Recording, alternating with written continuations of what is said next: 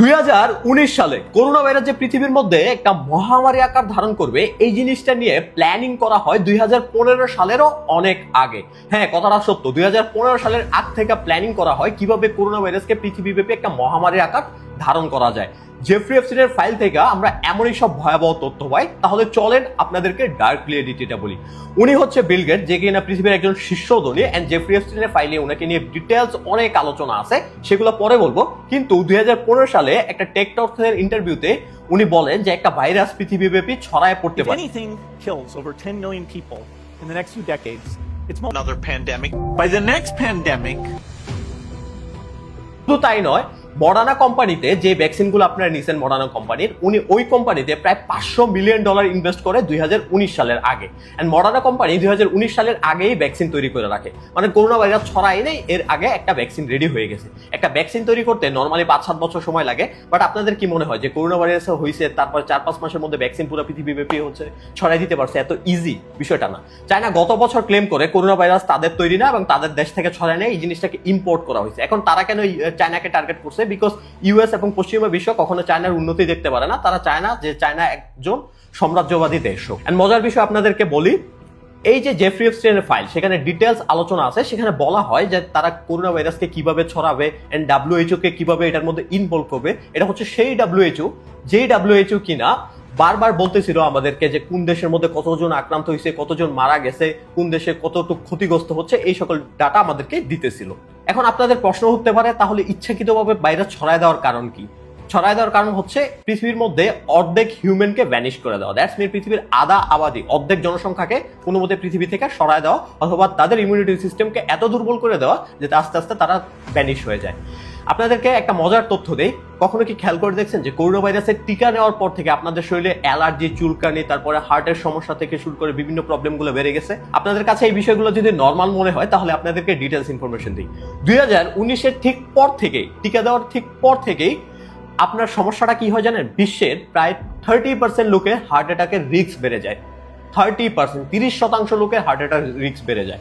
এবং বিশ্বের মধ্যে প্রায় 20% লোকের আপনার ক্যান্সার রিস্ক বেড়ে যায়। চিন্তা করতে পারেন। তারপরেও আবার বিশ্বের মধ্যে 25% লোকের, 20-25% লোকের আপনার অ্যালার্জি, চুলকানি, চর্মরোগ বেড়ে যায়। এখন কথা হচ্ছে, এই অ্যালার্জি, চুলকানির সমস্যা বা ক্যান্সার যদি আমার দেশের মধ্যে কিছু লোকের হইতো তাহলে জিনিসটা বুঝতে পারতাম। ওয়ার্ল্ড ওয়াইড হয়েছে, ওয়ার্ল্ড ওয়াইড। তার মানে এক এক দেশের লোকের জনসংখ্যা, লাইফস্টাইল, তাদের হচ্ছে জীবন পদ্ধতি, খাদ্য ব্যবস্থা, এনভায়রনমেন্ট এক এক রকম।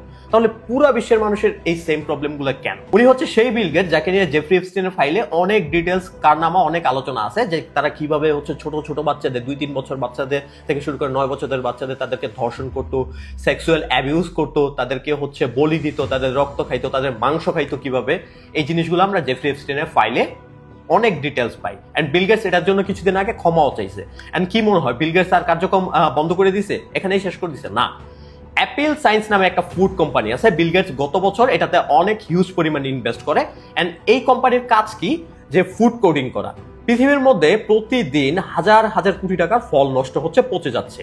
এন্ড তারা চাচ্ছে এই ফলগুলোর পচন যেন রোধ করা যায়। পৃথিবীর মধ্যে প্রতি বছর প্রায় $2.6 ট্রিলিয়ন ফল এভাবেই পচে নষ্ট হয়। এন্ড আপনার কাছে জিনিসটা মনে হতে পারে যে খুব ভালো। অ্যাপেল সায়েন্সের কাজ হচ্ছে তারা কোডিং করে কিভাবে মনোগ্লিসারাইড এবং ডাইগ্লিসারাইডের একটা ফর্মুলা তৈরি করে, যেই যৌগটা হচ্ছে স্প্রে করে দেয় ফলের উপর। এবং এই স্প্রেটা হয় ইনভিজিবল, দেখা যায় না। এটার ফলে কি হয়? ফল সহজে নষ্ট হয় না। কখনো কি খেয়াল করে দেখছেন যে বাসার মধ্যে দামি দামি ফলগুলো যেগুলো নিয়ে আসেন, এগুলো খুব সহজে পচে না?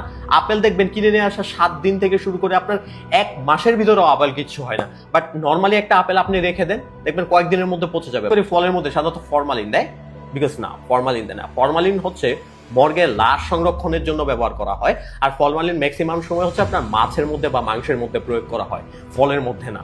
এখন কথা হচ্ছে, তাহলে সমস্যাটা কোথায়? সমস্যাটা আপনাদেরকে বলি। FDA এই জিনিসটাকে অ্যাপ্রুভ করে, তারা বলে যে এটা হেলথের জন্য কোনো রিস্ক না। বাট WHO গত বছর কনফার্ম করে যে এই সকল ফলের মধ্যে এক ধরনের উপাদান পাওয়া যায় এইগুলো স্প্রে করার ফলে, যে সেটার নাম হচ্ছে কার্সিনোজেন, যার ফলে মানব বডিতে ক্যান্সার তৈরি হয়। মানে এই ধরনের ফল যারা দীর্ঘদিন ধরে খাবে বা ব্যবহার করবে তাদের বডিতে ক্যান্সার সেল ডেভেলপ হবে বা ক্যান্সার হয়ে যাবে। চিন্তা করতে পারেন? শুধু তাই নয়, বিল গেটসকে যদি মনে করেন যে এই লোকটা এই জায়গায় থেমে আছে, তাই না। সে একটা কোম্পানিতে আরো ইনভেস্ট করছে যার নাম হচ্ছে মস্কিউটো প্রোগ্রাম। তাদের কাজ হচ্ছে মশা এবং মাছির মধ্যে এক ধরনের ডিএনএ গত চেঞ্জ করা, যাতে হচ্ছে আমাদের চিকুনগুনিয়া, ম্যালেরিয়া, ডেঙ্গুর মতো রোগ না হয়। তাহলে বলতে পারেন এটা তো খুব ভালো কথা। আপনার কি মনে হয় এই বিল গেটস কি করবে? মানবজাতির উপকারের জন্য কাজ করবে? বিকজ না, তারা এর মাধ্যমে খুব ইজিলি ভাবে পুরো মানবজাতির মধ্যে ভাইরাস এন্ড ব্যাকটেরিয়া গুলোকে ছড়াই দিতে পারবে খুব ইজিলি। সো সময় থাকতে এখনই সাবধান হন। আর বিষয়গুলো যদি আপনাদের কাছে নর্মাল মনে হয় তাহলে জেফ্রি এপস্টাইনের ফাইলগুলা একটু ডিটেলসলি ঘাইটেন। যে সকল সুশীলরা পশ্চিমাদের হচ্ছে আদর্শবান মনে করেন, নীতিগত মনে করেন, সভ্য মনে করেন, তারা এখনো বোকার স্বর্গে বসবাস করতেছেন। সত্যি কথা বলতে এই ধরনের ভিডিওগুলো আপলোড করতে গেলে খুব বেশি প্রবলেম হয়, ভিডিওগুলো ডিলিট করে দেওয়া হয়, পেজ ডিসেবল করে দেওয়া হয়। তাই আপনাদের কাছে একটা আবেদন থাকবে, এই ধরনের ইনফরমেটিভ ভিডিও যদি আপনারা আরো পেতে চান তাহলে অবশ্যই আমার এই যে পেজটা আছে এই পেজটাকে একটু ফলো দিয়ে রাখেন, বিকজ এই পেজের জন্য কিছু হলে ওই পেজটাতে আপনাদের সাথে ইনফরমেশন শেয়ার করতে পারি।